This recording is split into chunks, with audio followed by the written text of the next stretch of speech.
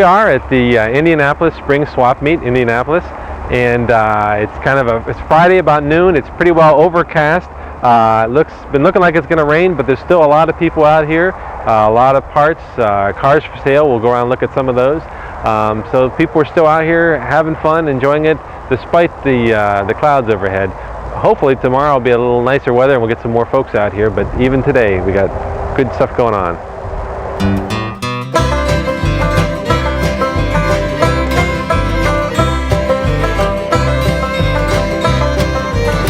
So this looks like it might be a Mustang, but is it?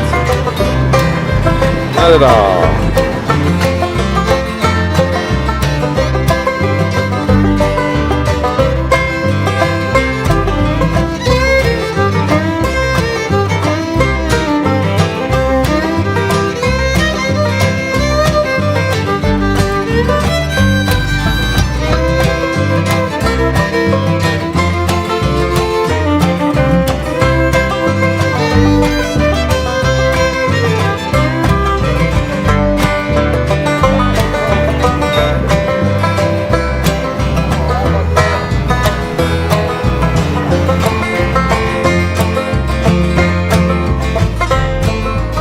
Check out this cab over car carrier.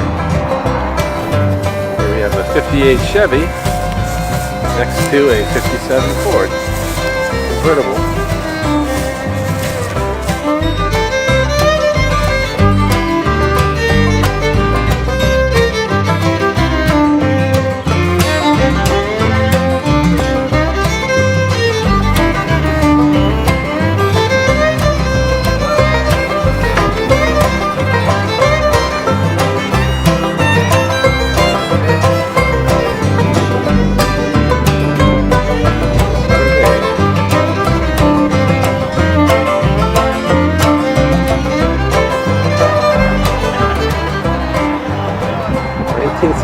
Cortez.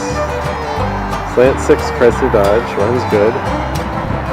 14 miles per gallon, 4-speed, new tires.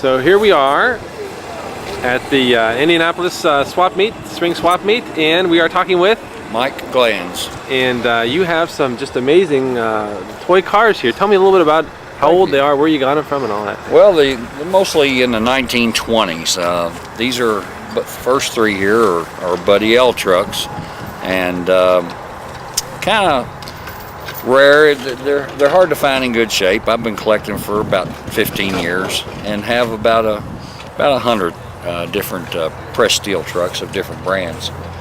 But they're kind of addictive to collect. Yeah, they're so cool. Are some of them more rare than others, or is there some? Yeah, these mostly are pretty common ones here.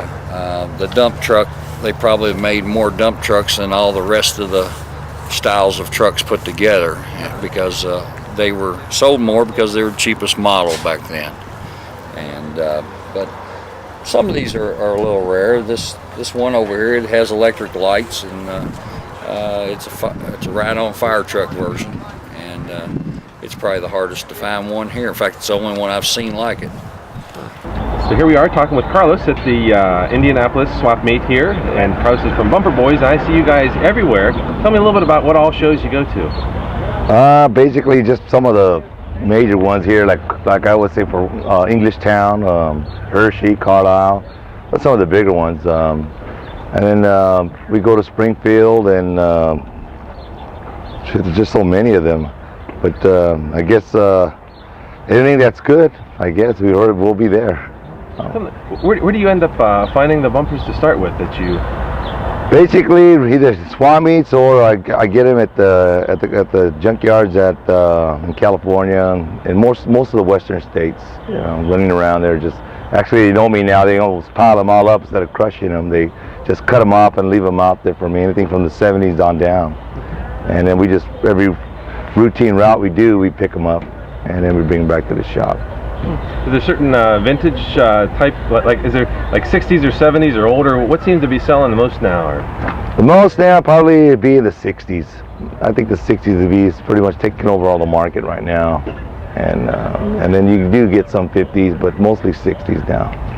Do you try to stock a little bit of everything, or just kind of some of them you kind of get as demand? If somebody comes up with a like 60 Oldsmobile, I don't know if you have that or not, but do you just go out and find it as need be, or some you always keep in stock, or how do you? Vice versa. If I have it, I'll run it. If not, then I have like locations where to get them, and I'll either call them, order through them, and they'll bring it in for me, and then we'll hook up places like say like in a future show, and then he'll bring his old part, and I'll bring my new part, and we'll exchange it there.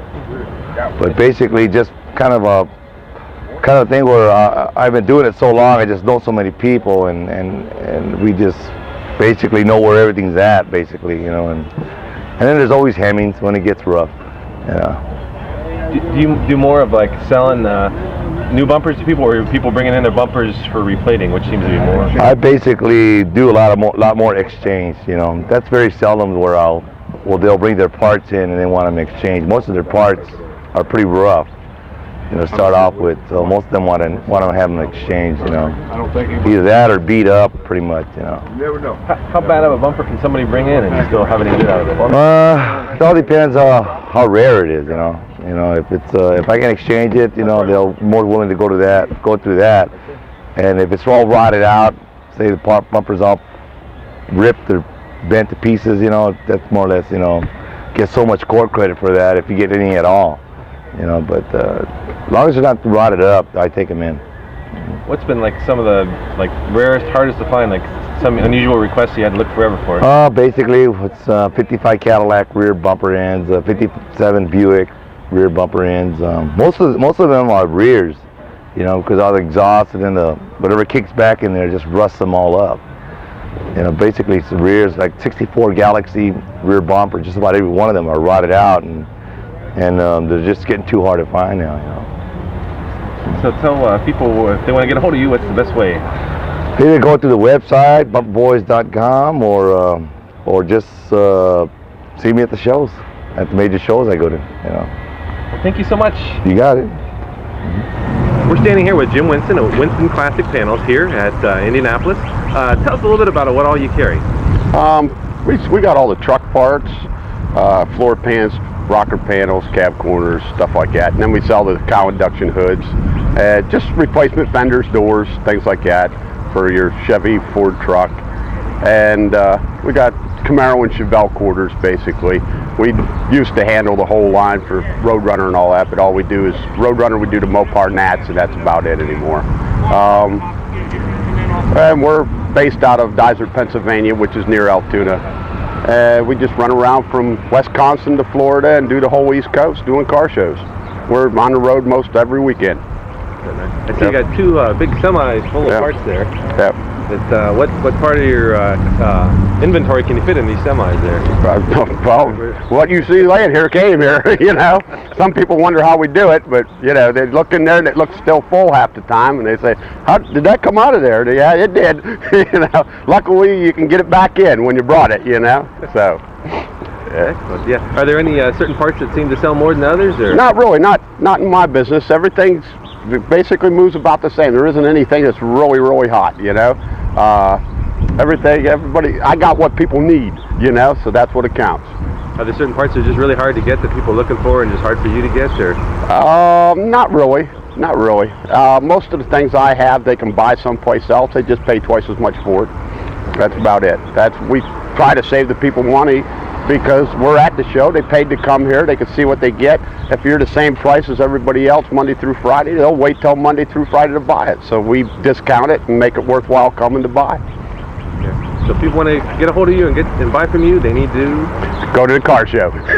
We don't have any. We're not home to answer the phone, you know. So, but I got a cell number, but usually we don't get that many phone calls. Most people just, are you going to be there, Jim? Do you have this so I can run to the show? That's about it. Yep. Thank you so much. Okay, thank you. Here we are. Tell me who you are. Ron Bowers. You I'm sell? from Heron, Illinois, and I just mainly sell antique classic car parts, mainly GM and Corvette, hubcaps, wheels, a little bit of everything for automobiles. There's certain things that seem to sell a lot more people requesting, or Some places it does, I just leave it all in the pile. It's always there, that way I can find it. Instead of just picking and bringing something, I just leave it all in there and add more. That way everybody's got a little variety.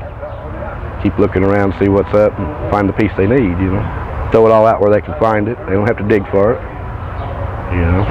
Where do you end up finding most of the parts you sell?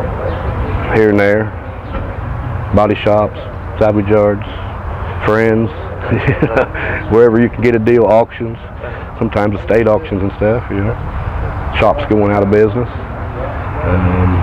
Is this a part-time or is this a full-time? I just do it as a hobby since my health got me in '97. I've done it all my life, old cars and parts, but I've been doing this for 8 years. Just hobbying it, And as you can see, I got a little bit of everything. I'm Ed Durham, Clayton, Indiana. When it comes to being about money, I can go to any flea market with these trailers and set them up, and I'm going to sell because everybody uses bolts, nuts, and screws. And it's relative to this antique auto non-profit thing, it works real well for them guys too. I'm a mechanical nut. I've welded and worked on trucks, trailers, and cars, and old cars, and hot rods all my life. And I like it. I really like it. Dick Meyer from Springfield, Illinois, doing business with Steve Bell, and we call ourselves Ralph and Alf, the Auto Maniacs. Okay, good. Tell us a little about what you sell. Mostly automotive petroleum collectibles, a little bit of Coca-Cola and other beverage-related things, but largely memorabilia rather than auto parts. Where do you end up finding a lot of things you have for sale? Comes from garage sales, from other auto parts swap meets, auctions. Steve Bell, and partner with Dick Meyer. And some of the things that we have is this is an oil cabinet with a lot of the different oil cans that we have. And we've got original and reproduction globes that we've gotten over time. And then we've got a variety of signs. We've got Kindle signs, Pennzoil. There's a Seaboard Railroad sign. Here are some of the cans that Dick has stripped down and painted. These are all oil cans. Yes, there are 5 and 10 gallon type oil cans. What were these originally used for? To bulk oil that they've had.